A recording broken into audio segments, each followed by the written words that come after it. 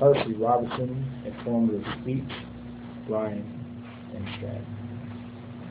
Overall, children do not value education because their parents don't teach them the value of it, which is why they fail.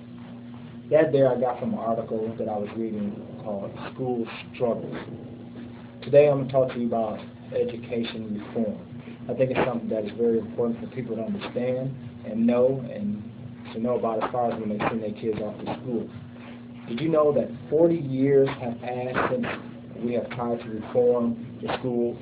Basically, we try to reform it every 4 years, which goes right along with the presidential race. Every different president that has came along with their term have promised us they're going to reform education to the best of what they believe that it should be. Now, let's go back to the Bush era, where they went with No Child Left Behind. No Child Left Behind is a program that has standardized tests for children to where once they pass those tests, they can go on to the next level. But if they don't reach that level, then they will have to stay in that same grade. Now, one of the major problems with this program is that all the teachers are going to do is get the children prepared to pass that test, meaning they're going to have several tests, or they're going to organize their class in order to correspond with those specific tests, which means the child doesn't really expand their knowledge of what they know, or they don't fully understand what they're learning. They just know that the answer to this question is A. The answer to this question is B. It doesn't expand your mind of what you're going to do, what you're going to learn, and it doesn't help you think outside of the box.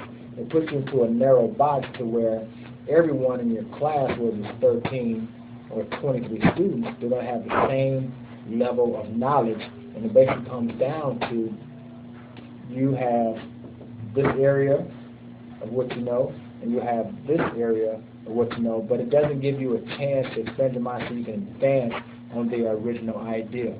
I was reading an article from Pedro Noguera, and he pretty much stated the same things that I was already thinking. And he said over the past 40 years of studies have shown that the education policy must be revised in concert. Meaning, you can revise it each year, but what good is that going to do you? Because after you fail each time, why wouldn't you give the control back to the state so they can control what's going on in their specific community? If you have each state, 50 states, have their own way of doing their education, then you can have 50 different ways to see if it's going to be correct, see if you're going to advance, and see if you can come up with different ways to teach kids of that community. If you don't have 50 different ways, you're going to have one way that can fail every 4 years, as evident over the past 40 years that it hasn't gotten any better. If not, it's gotten worse. 1 out of every 3 students in the whole state are dropping out of school at an alarming rate. As what I read the other day, actually from a commercial, that I seen that every 26 seconds a student is dropping out of school at an alarming rate right there. So therefore, if you take 50 different states, 50 different ways of educating, you can take that 40-year history and cut it down to a quarter of a year, because you have 50 different ways right there. You have 40 years, which it changes every 4 years, so that's 10 different ways right there. 50 different states, you take 10 of that, you got 5 years worth of work done in 1 year.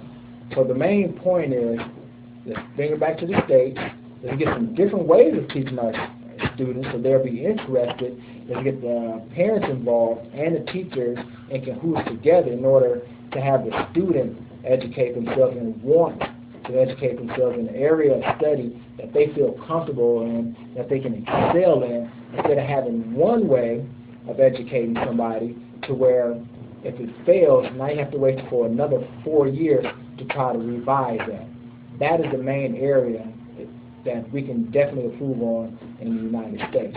So I think we should basically go with the 50 states, all come together, and you can have it done from that point on.